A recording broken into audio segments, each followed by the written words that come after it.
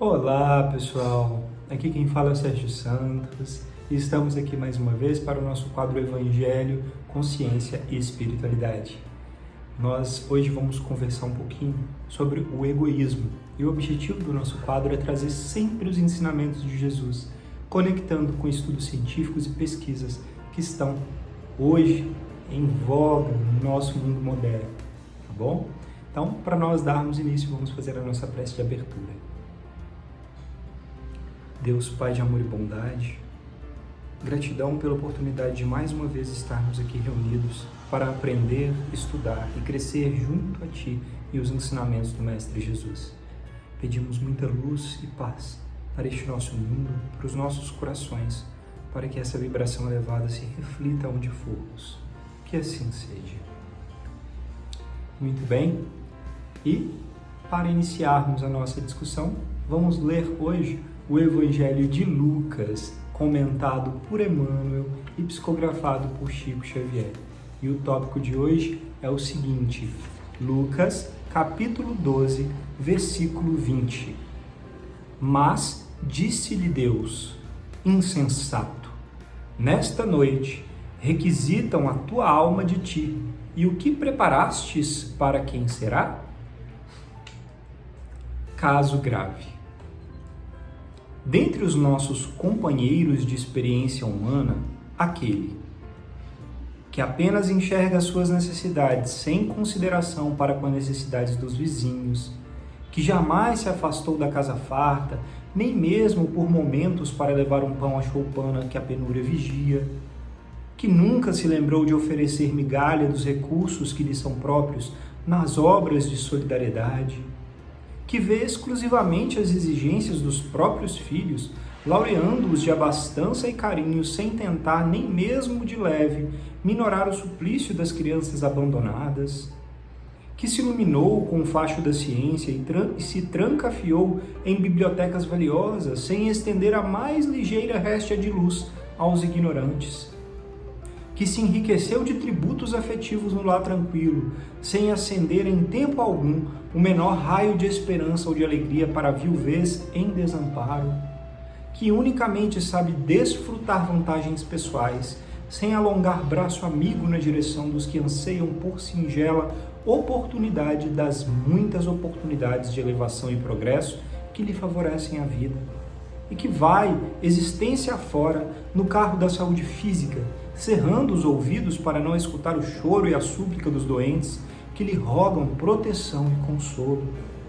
É de todos os irmãos prejudicados pelo egoísmo, um caso dos mais graves e dos que mais carecem de piedade, com direito a ser internado com urgência em nosso pronto socorro de oração. Que assim seja. Ah, que mensagem profunda, né? No mundo onde a gente ainda vive em guerra com o nosso próximo e muitas vezes conosco mesmo. Essa mensagem de Emmanuel vem falar nitidamente do egoísmo que ainda faz parte tão comumente da convivência humana neste nosso atual nível de evolução. Este egoísmo que muitas pessoas acabam por reconhecer tarde demais. Nesse trecho do Evangelho de Lucas, Jesus fala insensato. Deus pode te pedir a sua alma hoje. E aí, o que você preparou para a sua vida futura? O que você fez? Qual é o crescimento que você tirou do empréstimo que Deus te deu dessa vida no corpo físico temporariamente para a sua evolução? Fizestes bom proveito? E aí Emmanuel vem rematando de uma forma brilhante, nos dizendo que o proveito vem quando a gente olha para o outro, para além da gente.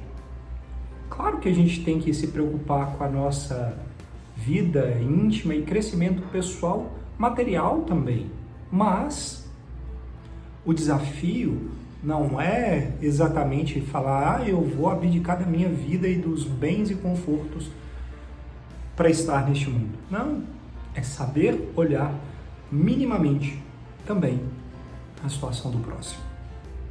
Como Emmanuel cita, olhar por uma mulher que está passando, uma família por dificuldades, que não tem os recursos que você tem, por menores que sejam. Olhar por um filho que perdeu a família, os pais, e está aflito. Distribuir o seu conhecimento com os que te cercam. Se você tem um pouquinho a mais de recursos, poder amparar aqueles que têm muito menos que você e passam necessidade. Se você não tem recurso material, que seja seu tempo e ouvido para ajudar aquele que necessita, ou fazer uma visita em um hospital, em um asilo. Olhar para o próximo. Isso é preparar a nossa alma para não sermos insensatos, como Jesus pergunta e nos afirma, dizendo que aqueles que são insensatos e gastaram a vida inteira somente olhando para si, com tanto egoísmo, vão acabar perdendo a oportunidade de evolução. E Emmanuel encerra dizendo: estes são os mais necessitados de nossas orações. Vamos interná-los em orações para que eles despertem para a realidade enquanto é tempo. Né? Que nós possamos então refletir sobre isso, fazer um pouquinho mais, olhar um pouquinho além para o nosso irmão que está ao nosso lado. E é nosso irmão dentro de casa e também o nosso irmão que está lá do outro lado do mundo, com uma prece, uma oração, da melhor forma que for possível ajudar, que façamos a nossa parte. E para continuar essa reflexão belíssima, hoje nós vamos ler o nosso livro amado, Jesus no Lar, ditado por Neio Lúcio e psicografado por Chico Xavier. O tópico de hoje é o 46, a árvore preciosa. Salientando o Senhor que a construção do reino divino seria obra de união fraternal entre todos os homens de boa vontade, o velho Zebedeu, que amava profundamente os apólogos do Cristo, pediu-lhe alguma narrativa simbólica por meio da qual a compreensão se fizesse mais clara entre todos. Jesus, benévolo como sempre, sorriu e contou. Viviam os homens em permanentes conflitos, acompanhados de miséria, perturbação e sofrimento, quando o Pai, compadecido, lhes enviou um mensageiro portador de sublimes sementes da árvore da felicidade e da paz. Desceu o anjo com o régio presente e, congregando os homens para a entrega festiva, explicou-lhes que o vegetal glorioso produziria flores de luz e frutos de ouro no futuro, apagando todas as dissensões, mas reclamava cuidados especiais para fortalecer-se. Germinando, era imprescindível a colaboração de todos num cuidado excepcional de amor e de vigilância. As sementes requereriam terra conveniente, aperfeiçoando o sistema de irrigação e determinada classe de adubo, proteção incessante contra insetos daninhos e providências diversas nos tempos laboriosos do início, onde a planta, contudo, era tão preciosa em si mesma que bastaria um exemplar vitorioso para que a paz e a felicidade se derramassem benditas sobre toda a comunidade em geral. Seus ramos abrigariam a todos, e seu perfume envolveria a terra em branda harmonia. Seus frutos, usados pelas criaturas, garantiriam o bem-estar do mundo inteiro. Finda a promessa e depois de confiadas ao povo as sementes milagrosas, cada circunstante se retirou para o domicílio próprio, sonhando possuir egoisticamente a árvore das flores de luz e dos frutos de ouro. Cada qual pretendia a preciosidade para si, em caráter de exclusividade. Para isso, cerraram-se apaixonadamente nas terras que dominavam, experimentando a sementeira e suspirando pela posse pessoal e absoluta de sementes e tesouros, simplesmente por vaidades do coração. A árvore, todavia, a fim de viver, reclamava concurso fraterno total, e os atritos ruinosos continuaram. As sementes, pela natureza divina que as caracterizava, não se perderam. Entretanto, se alguns cultivadores possuíam água, não possuíam adubo, e os que retinham adubo não dispunham de água farta. Quem tinha recursos para defender-se contra os vermes não encontrava acesso a uma gleba conveniente, e quem se havia apoderado do melhor solo não contava com a possibilidade de vigilância. E tanto os senhores provisórios da água e do adubo, da terra e dos elementos defensivos, quanto os demais candidatos à posse da riqueza celeste, passaram a lutar em desequilíbrio pleno, exterminando-se reciprocamente. O Mestre Jesus fez longo intervalo na curiosa narrativa e acrescentou: este é o símbolo da guerra improfícua dos homens em derredor da felicidade. Os talentos do Pai foram concedidos aos filhos indistintamente para que aprendam a desfrutar os dons eternos com entendimento e harmonia. Uns possuem inteligência, outros a reflexão. Uns guardam o ouro da terra, outros um conhecimento sublime. Alguns retêm a autoridade, outros a experiência. Todavia, cada um procura vencer sozinho, não para disseminar o bem com todos, por meio do heroísmo na virtude, mas para humilhar os que seguem na retaguarda. E fitando Zebedeu de modo significativo, Jesus finalizou: quando a verdadeira união se fizer espontânea entre todos os homens no caminho redentor do trabalho santificante, do bem natural, então o reino do céu resplandecerá na terra, à maneira de uma árvore divina, das flores de luz e dos frutos de ouro. O velho Galileu sorriu, satisfeito, e nada mais perguntou. Que assim seja. Passagem linda, né?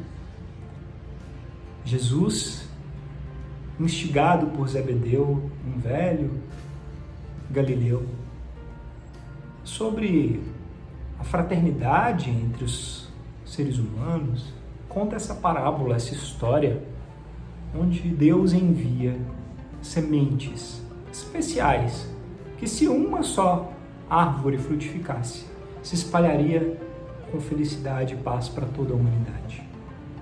O ser humano, egoisticamente, achou que se tivesse essa árvore somente para si, poderia dominar, possuir mais o mundo, estaria superior aos seus irmãos de humanidade. E batalhas aconteceram porque ninguém tinha todos os requisitos sozinho para atender à frutificação dessas sementes. Enquanto um tinha a terra melhor, o outro tinha água melhor, o outro tinha tempo de vigilância, o outro tinha conhecimento sobre como acabar com as pragas e assim por diante. Cada um tinha uma ferramenta. E ao invés de trabalharem em conjunto, esses humanos brigaram entre si e acabaram perdendo a chance de fazer essa árvore frutificar para o mundo inteiro. Jesus ainda fala que a árvore resiliente continua tentando crescer e dar frutos, mas que a humanidade, na sua ignorância, fica se perdendo em batalhas. E é interessante como Jesus diz no final, que essa árvore é a árvore do reino dos céus. É a árvore da fraternidade, onde o céu que nós tantos almejamos pode ser aqui na terra, se nós vivermos em comunhão. Voltando ao Evangelho, Emmanuel nos remeteu à ideia de que o egoísmo é um dos principais males e que se a gente pensa somente em nós, no nosso ganho, no que nós já possuímos, como crescer para nós mesmos, nós vamos nos perder. Nós vamos entrar em um mundo de aflição, onde nada que conquistamos nos trará a paz e a felicidade que desejamos. Já quando nós temos, mesmo com pouco, a capacidade de partilhar, nós vivemos em comunidade, crescemos e somos felizes. Então, a mensagem final é: se você quer ter paz, se você quer ser feliz, quer construir o reino de Deus aqui na terra, viva em comunidade, reconhecendo o direito e amparando o próximo. Se o outro tem defeitos e erros, nós também temos, respeitemos então o outro.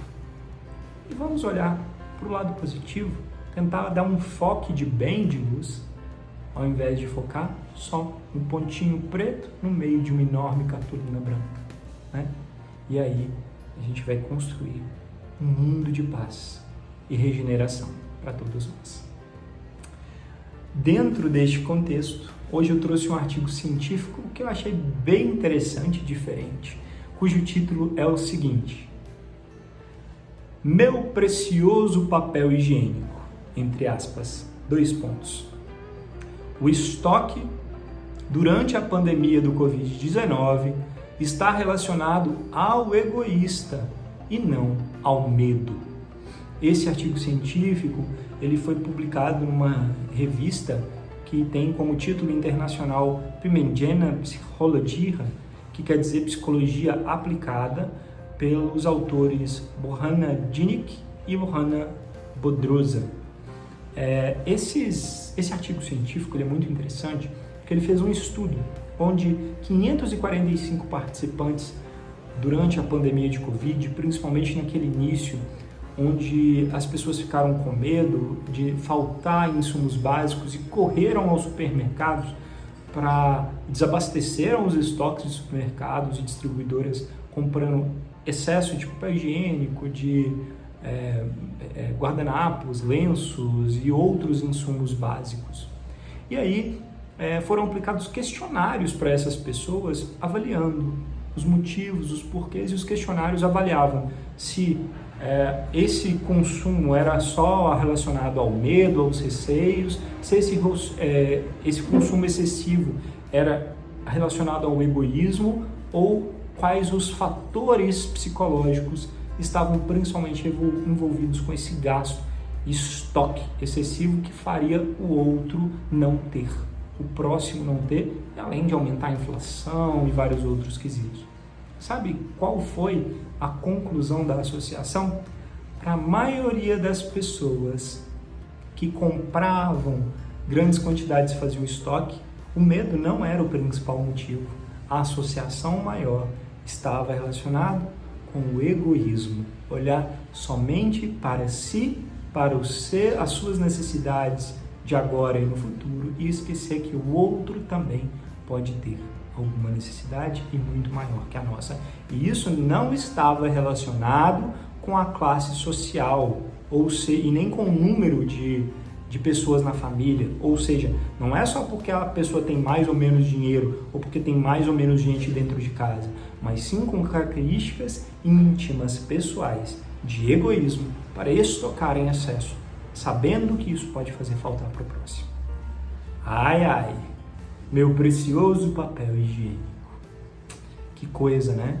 Quantas vezes na vida nós fazemos esse tipo de idolatração do que é nosso ou pode ser nosso, esquecendo que tudo é empréstimo temporário. Que de hoje para amanhã, como o Evangelho disse, Deus pode nos chamar de volta e pedir contas do nosso corpo e do tempo todo que nós gastamos aqui nessa terra. E aí, o que é que nós vamos responder? Crescemos? Fizemos o bem? Olhamos pela comunidade? Ou fomos egoístas? Vamos refletir. Todos nós temos um pouquinho de egoísmo, em maior ou menor grau, e o trabalho ele é diário e incessante de melhoria. No aqui e no agora, nos pequenos atos, vamos mudar este mundo para melhor. Que assim seja. Senhor Deus, Pai de amor e bondade, gratidão por esses ensinamentos benditos que nos guiam e iluminam. Que o Mestre Jesus, com a falange de bem e de amor dos espíritos superiores, possam abençoar nossos corações, aqueles que mais sofrem, encarnados e desencarnados, e proteger este nosso mundo, nos ajudando a cultivar essa semente de felicidade, de amor e paz do Reino Celeste aqui na Terra. Que assim seja. Gratidão pela oportunidade de conversarmos. Namastê e até a próxima.